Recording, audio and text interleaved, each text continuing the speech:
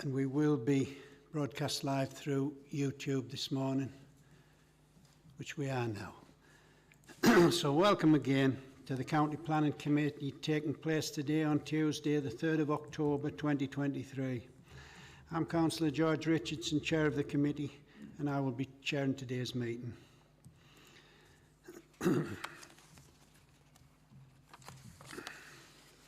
We have a number of officers with us this morning, and I will now ask to introduce themselves, starting with Kirsty Charlton on my right.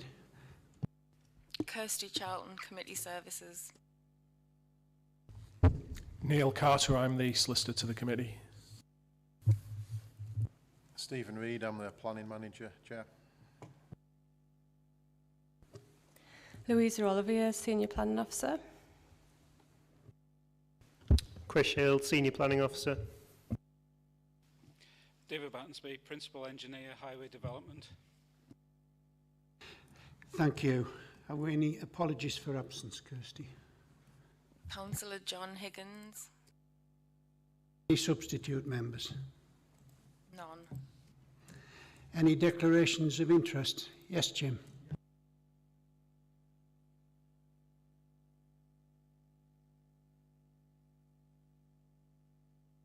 Thank you. The minutes of the meeting held on the 11th of September. Can we agree those minutes?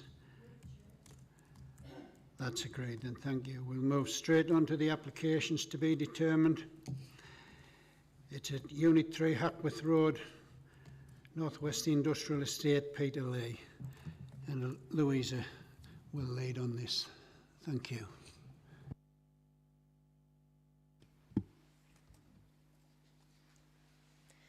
Thank you, Chair, and good morning, everyone. So this is the application site outlined in red. As you can see, it extends from 9.5 hectares and includes the current Copart premises, which is an online vehicle auction company which is located to the west of Hackworth Road at the northern end of the Northwest Industrial Estate, which is on the edge of Peterlee.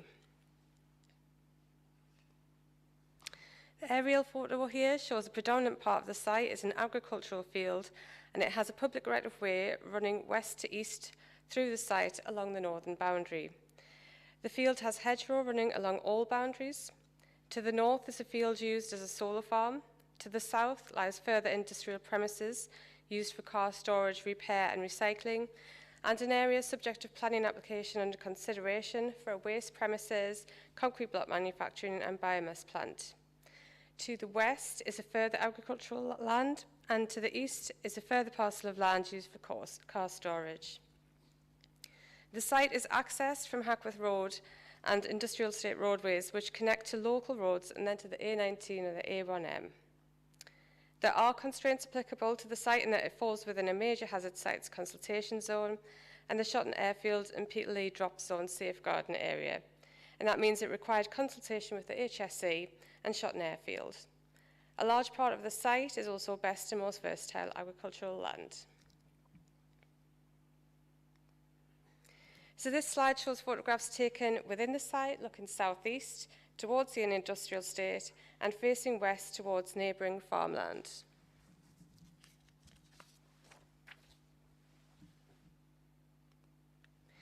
These photographs are taken from outside of the site, looking east over the site. And this last slide is taken at a distance from the public right-of-way to the north, looking southeast towards the site.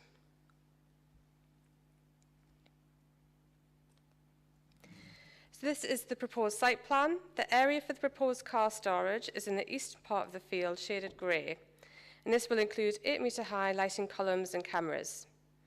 A hedgerow on the eastern boundary would be lost to allow access through to this area.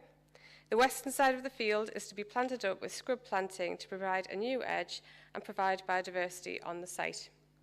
There would also be new hedge planting on the southern and northern boundaries. The existing public right-of-way would be retained on its route. The proposal would create 9 full-time jobs in addition to the 47 currently on site, and the business would operate as it does it presently between the hours of 7 a.m. to 6 p.m, Monday to Friday. So turning to consultae and public responses. There have been no objections from statutory consultees subject to standard highways informatives requested by Highways. There have been no objections from internal consultees subject to conditions relating to the submission of a landscape scheme and construction management plan, restriction on construction hours, provision of bird boxes, a Section 39 legal agreement in relation to the biodiversity management plan and monitoring, and informatives in relation to unforeseen contamination. We've had no letters of objection from the public for this one. So to conclude, the proposal generally complies with County Durham Plan Principal Policies 2, 6 and 10 and would allow for the expansion of a protected employment site of strategic importance for the Council with economic, employment and regeneration benefits. Conditions can ensure the development would not result in a level of harm to the amenity of local receptors in accordance with the aims of Policies 29, 31 and 32 of the County Durham Plan. There would be no unacceptable harm to landscape character as a result of the industrial context and the substantial landscaping in accordance with County Durham Plan Policy 39. The loss of the best and most versatile agricultural land is justified given the economic and environmental benefits of the case and given the need to avoid a split site. County Durham Plan Policy 14 therefore does not preclude the development. The public right-of-way on the site would be suitably maintained in accordance with County Durham Plan Policy 26. The loss of some types of habitat and impacts to bats are accepted with the mitigation proposed and the legal agreement to ensure suitable protection and alternative replacement habitat to achieve biodiversity net gain in accordance with County Durham Plan Policies 41 and 43. The site performs acceptably in terms of locational sustainability, network capacity and parking provision in accordance with County Durham Plan Policy 21. Technical issues such as drainage and remediation can be addressed with conditions or informatives. So in the overall planning balance, the negatives are considered to be outweighed by the positive aspects of the development. The proposals are considered acceptable and it is therefore recommended that planning permission be granted subject to conditions and a Section 39 agreement to secure the delivery of the new habitat, its management and monitoring. I do have a couple of updates for committee. So paragraph 77, sentence 4 of the committee report, there is an error in that sentence, so I'll just read out what it was supposed to read. It is envisaged that the expanded site would enhance the role and importance of the Peterlee site within the wider business and consolidate the existing customer service operations, including 47 positions at Peterlee, and a further 9 jobs would be created. And the second update is that the wording of the recommendation in the report needs to be altered to that the application be approved subject to the completion of an agreement under Section 39 of the Wildlife and Countryside Act 1981 to secure on-site delivery of a biodiversity management and monitoring plan for 30 years. Thank you, Chair. Thank you very much. Excuse me. Thank you very much, Louisa. We have one registered speaker for this item. We have no parish council representatives, no local members have registered to speak and no objectors. So the supporter stroke applicant, Mary Fortune, thank you. You have 5 minutes and Ian Kirsty will let you know when you have 1 minute remaining. Thank you. Thank you. Thank you, Chair. Thank you, members. Thank you for this opportunity to speak. The application before you is a carefully considered scheme that has evolved through proactive engagement with officers. I do not intend to repeat the information set out with the comprehensive committee report. However, I would like to draw the committee's attention to key benefits of the proposal and its compliance with policy. By way of context, the applicant Copart UK Limited are a strategic partner to major insurers around the world and primarily store vehicles prior to their sale. Vehicles are assigned to Copart by insurers and fleet operators following an incident or at the end of the lease or finance agreement, and upon reaching the facility, they are placed into the secure storage location within the site. Once released from the previous owner, vehicles are then entered into an online auction. Only registered trade buyers who are members have access to the auction to bid on vehicles. No physical auctions take place on site, and there are no consumer sale of vehicles or parts on site. Once the auction is completed, the member with the winning bid can either arrange to collect their vehicle from the relevant Copart facility across the country or have the vehicle delivered to them. Vehicles are not broken down for parts and no repairs to vehicles are undertaken. In response to the demand and ongoing review of the business, the existing premises at Peterlee has been identified as a site that requires additional storage space. Both the MPPF and local plans support the growth and expansion of existing businesses, and the Council's spatial policy response confirms that this proposal would be acceptable in consideration with Policy 2. Given it is an established operational business, it makes little sense for them to have to split their operations across multiple sites, and therefore the applicant is looking to expand onto the immediately land adjacent to their site and provide a natural continuation of the successful operation of their business. The site itself is very well related to the built-up area of Peterlee, the northwest industrial area, and to align with Policy 6 has been demonstrated to meet all the criteria within that policy. Given the existing premises bound on 3 sides by existing development, expansion onto the land to the west is the only feasible and logical option to meet the needs of the growing business. In line with Policy 10, the proposals for the westward expansion have been developed and designed to ensure that the impacts of the scheme will be acceptable and provide suitable mitigation where required. This includes the 2.7 hectares of the site being used for new habitat creation through wildflower and scrub planting and to deliver an on-site net gain for biodiversity. Retention and enhancement of the majority of the boundary hedgerows to deliver an overall net improvement of 29% of hedgerow biodiversity value. Creation of landscape strategy, which has been designed to ensure the visual impacts of the site are managed and is effectively screened from neighbouring uses. This includes no encroachment of any new built-up development beyond the existing edge of the industrial estate to the south.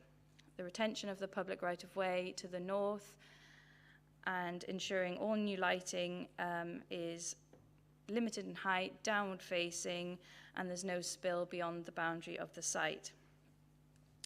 The applicant has not received any technical objections from any statutory consultees, with all matters resolved and subject to conditions where required, and there's been no objections from members of the public, as officers have already highlighted.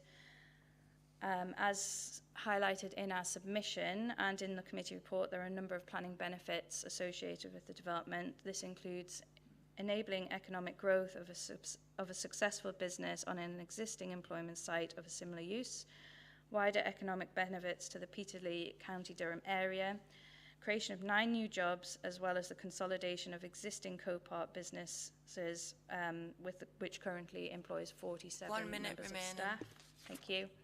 Provision of 2.7 hectares of site to be used for new habitat creation, provision of new landscape strategy and enhancement to hedgerow biodiversity, creation of a new robust new settlement boundary that screens this part of the industrial estate, and retention of the public right-of-way, which is unaffected. The proposals therefore fully accord with the development plan and national planning policies, which establish a presumption in favour of sustainable development and economic growth.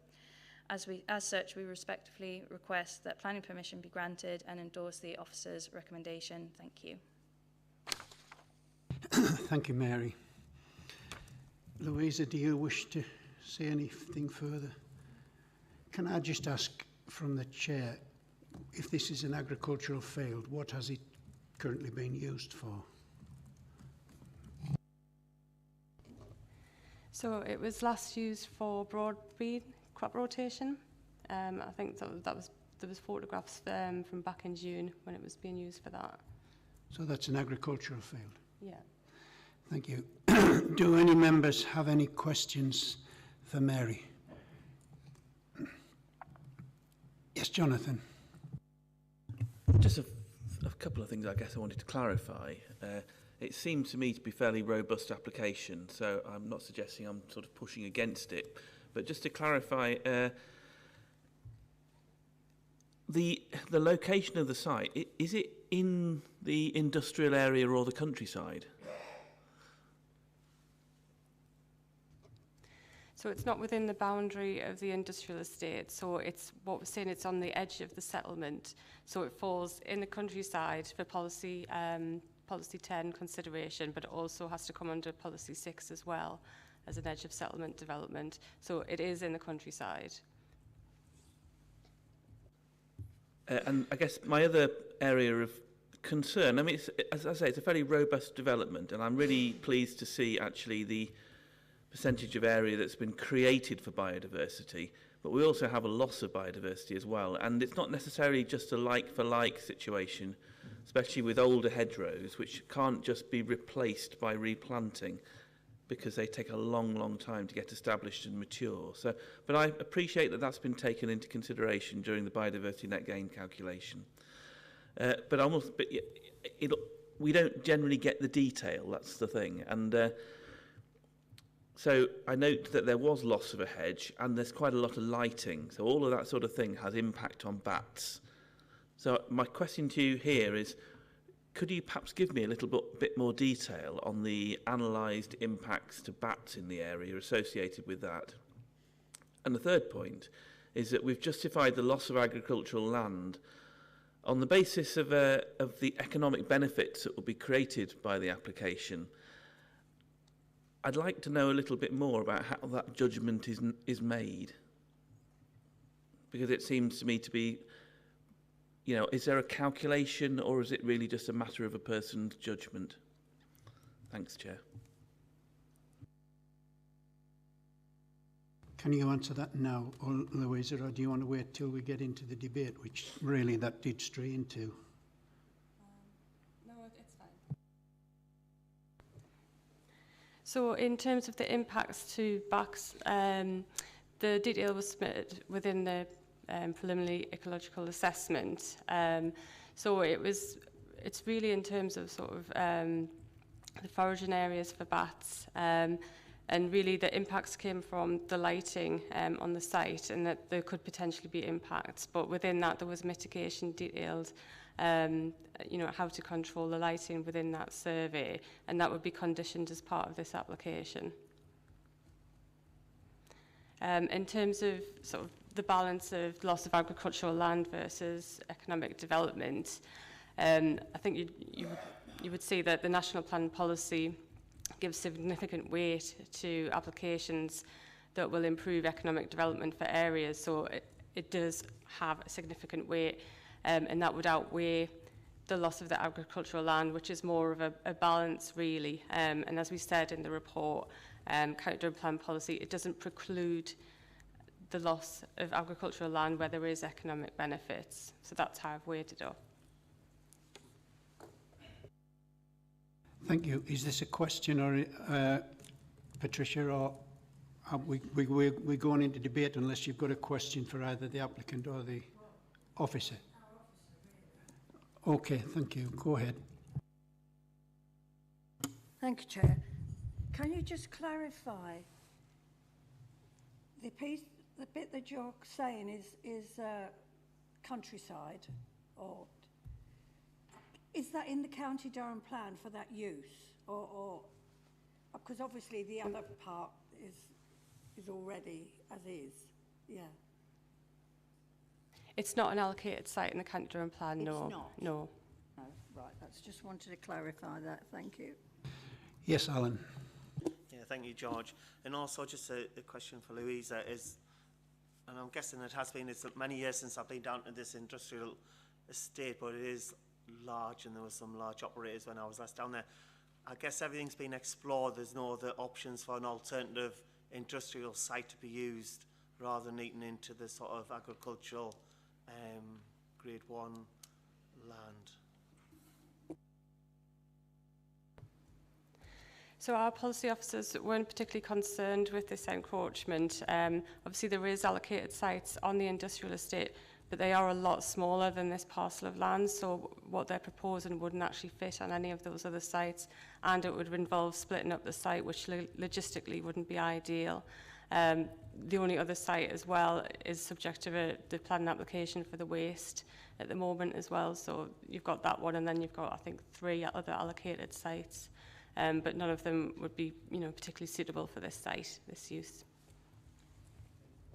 Just a supplementary for that one, Louisa. Is your garden business Durham? Did they have any comments on there? Have I missed in the report? Are they supportive of it?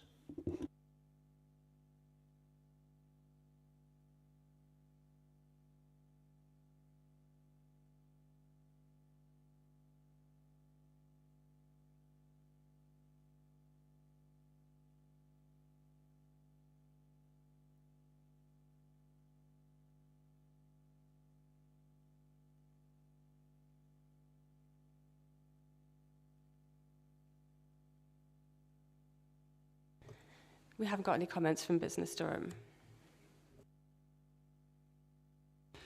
Right, ladies and gentlemen, we'll now open the debate for the committee.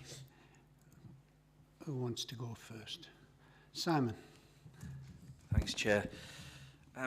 Looking at this, I understand the concerns around the loss of land. However, there is something here that I think we've had nothing raised in any sort of complaints around that. And whilst in of itself, that's, you know, I think that does say a lot that this would be something that people are prepared, you know, that they've not seen any concern around this incursion. I do think as well, when you look at it, it is very much on the boundary. If you look at the area, the street that you go into it off is an industrial estate. So it is very much in that area.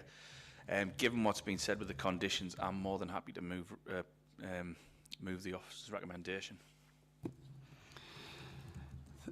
Thank you. Jim Atkinson. Yes, Chair. As far as I'm concerned, there's no objections to it at all. It does make sense that... Turn your mic towards you, please. Yes, Chair. As I said, there's no real objections to it, not at all that I can see from any real standing point. And it makes sense to hang it on to the rest of the business. I mean, that stands out a mile for me. I understand the loss of the land, but spreading it about anywhere else as well be a whole set of difficulties altogether. And I'm happy to second the officer's recommendations. Thank you. Thank you, Jim, for that. Does anybody else wish to comment? No comments. Oh, Patricia, and then Jonathan. Boy, you were slow there, both of you. Thank you. Just to say that, how do we protect the rest of the land, the agricultural land that might be around there in the future if they wanted to then expand again? That's quite an issue. How would we, because I'm quite happy to go along with the officer's recommendation, because I do think that a lot has been done to try and mitigate the problems that are on that site. And I take the point about, you know, about habitat, but I've listened to what the officer said, and I am happy to go with it, but I always get quite worried about further encroachment at a later date. And I know we can't plan for that, but is there anything we can do to secure that? Thank you. Chair, thank you. I think just having a discussion there with Louisa on a couple of points which have come forward from members there. And Louise has reminded us that through the consideration of this application to date, I think we have negotiated some significant landscaping as well as ecological improvements to try and recognise the fact that the site is edge of the industrial estate, if you like. Just picking up on Councillor Bell's point about Business Durham, and I think accept potentially consultee comments from Business Durham probably would have been helpful, Chair, in this respect. But I know from many discussions in recent years with a number of Business Durham staff that they are quite concerned at some of the occupancy rates around some of the industrial sites at Peterlee, and I'm quite confident, Chair, that Business Durham, if they had have been asked to comment on the application, would have been supportive of this application. And I think particularly just noting the point that Louisa made, and certainly this is my personal experience from being around that site in the not too distant past, that although there are a number of vacant units, I'm certainly not aware of any site of this size where this unit could relocate to on a brownfield site within the industrial estate, thus preventing the development of the site. In terms of future applications from Councillor Joblin, Chair, clearly that's something we'd have to address as and when any future planning applications were made. You know, it's important as ever that we need to focus attention on the application before us. Notwithstanding that, I think the general planning judgment would be anything edging further north and further west, outwards, in, if you like, from where we are today. I think that might present a struggle in planning terms, in terms of landscape harm, and indeed further loss of best and most versatile agricultural land. But yeah, as I said before, that would have to be a debate for a future day, as and when any further planning applications were received, Chair. I think you already knew the answer to that, Patricia. Jonathan, ready to... So my observation is, to be honest, similar to Patricia's. When it comes to allocation of land, whether it's for industrial development or to be protected because it's of agricultural use or in the countryside, I mean, that's all part of the plan-making process, where we decide whether or not we want to, for example, allow the expansion of industrial estate. So we re-establish the allocated land during that process. So that's the opportunity to get this right and to make these judgments and decisions. And I just feel once we've gone through the plan-making process, we should try and stick with the decisions we've made during that process. But I do accept that this is a very large site. It can't fit within the existing industrial estate area. But then you could also make the contrary argument that this is a very large site outside of the allocated land designated for industrial development. Thank you, Jonathan. Do we have any further comments from the committee? Alan. Yeah, just a positive comment on that one, George, is as the lady said, you know, they already employ 46 employees. I think it was 46, and to add another 10, they're more, you know, much welcome. You know, if the company had to move elsewhere to find larger premises. So on the plus side, you know, from the planning side, you know, encouraging it is like, as Louisa says, the benefits outweigh the sort of the negatives in this case. So I would also fully support the application. Thank you. Jim, your microphone's still on. Sorry about that, Chair. Thank you. No further comments, so we can move over to the vote. We've got a mover and a seconder in favour of the officer's recommendation for approval. All those in favour? That's unanimous. Thank you very much.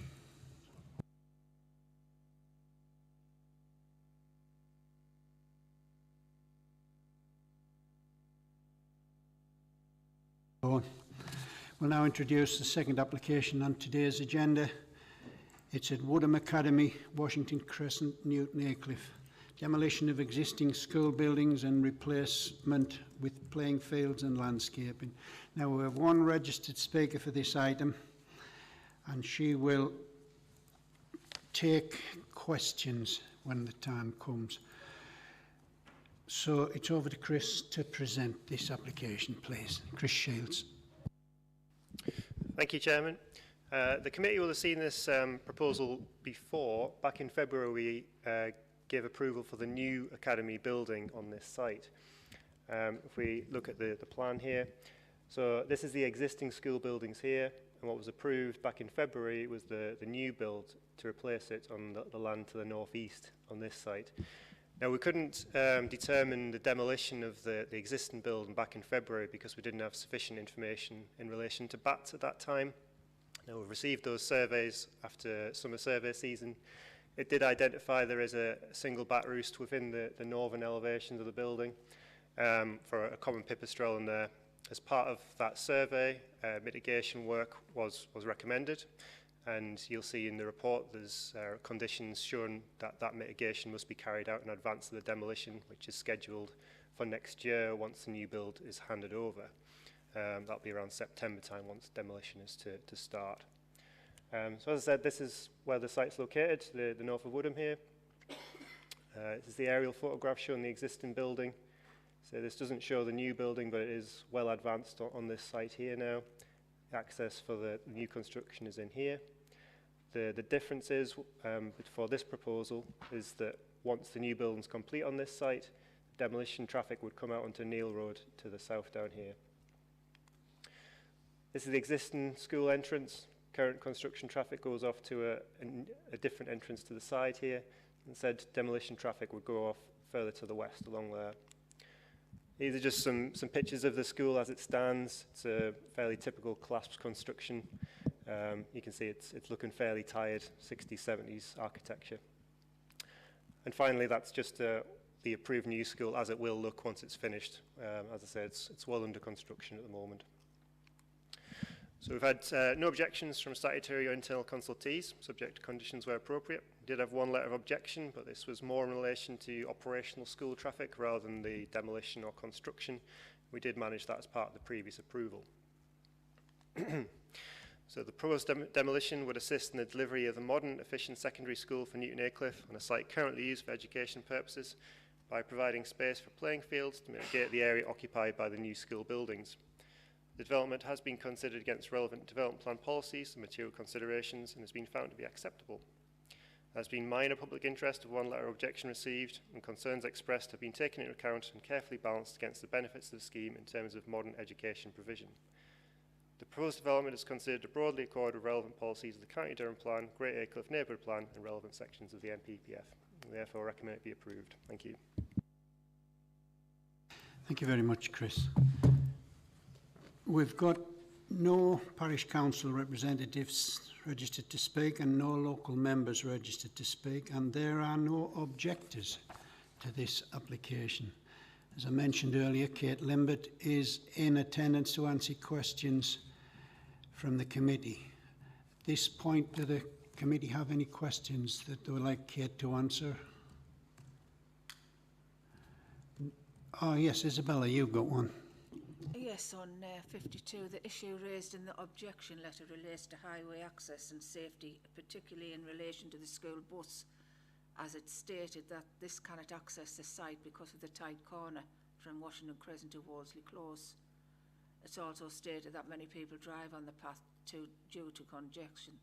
Would that be altered? Would that be a new access into this school? Because this one objector has raised it. Well, I can potentially hand that over to our highways officer, but as part of the approval for the new academy, which we did in February, there's a condition on there requiring a travel plan to agree access to the school. So the access would be the same, but we have new methods of getting there to be agreed. I don't know if you have anything to add to that, David? No. Thank you. Does that satisfy you, Isabella? Anybody else got a question for either Chris or Kate? No, well, we'll go straight over to the debate then. Simon Wilson, you first, please. Yeah, again, I think I'm going to sound a little bit like I did in this one, going with the officer's report. I mean, to be perfectly honest, we have a situation where there's a new school set to be built. The other buildings would have to be replaced anyway. To replace them with a sports field, I think, is spot on, because it's something that I know from across the county. There's football teams trying to find places on weekends. There's school teams. We're talking about trying to keep people fit. It's a bit of a no-brainer, this, to me. I think the other side of it as well is part of this will be removing asbestos, and that being done properly. So I'm more than happy to go with that officer's recommendation and move that. Thank you, Simon. Alan Bell, please. Yeah, no, I would like to second that, George. Thank you. Jonathan. Absolutely support the application, but I would like to know, and I know that this will have been covered in some detail because of the fact that you've had to, there's an identified impact on the summer bat roost. So in order to get the licence to carry out that work and essentially breach the Wildlife and Countryside Act, the applicant will have had to have proposed a strategy to manage that impact, which probably means creating a place for the bats to live. So there's a story there, and probably a story of some educational interest as well. So I wonder whether you might be able to elaborate a little bit. So prior to the bat survey being taken out this summer, and there was several surveys once the roost was discovered, we'd already had agreement to put in bat roosts around the perimeter of the site and also around the new buildings here. But the survey itself, the mitigation, specifically recommended a new bat box in this area to draw out the bat or bats that are roosting in there. We've recommended they be put in within the next 2 months to give them a fair chance to catch the bat in advance, or bats in advance of the school being demolished. Notwithstanding that, it will be subject to further surveys before demolition occurs and with a protected species licence. Thank you. Any further questions from members? No? Then we can go over to the vote. We've got a mover and a seconder for supporting the application for approval. All those in favour? That's unanimous. Thank you, and thank you for your attendance. That concludes today's business. If you'll just wait a minute till the lads switch off the IT.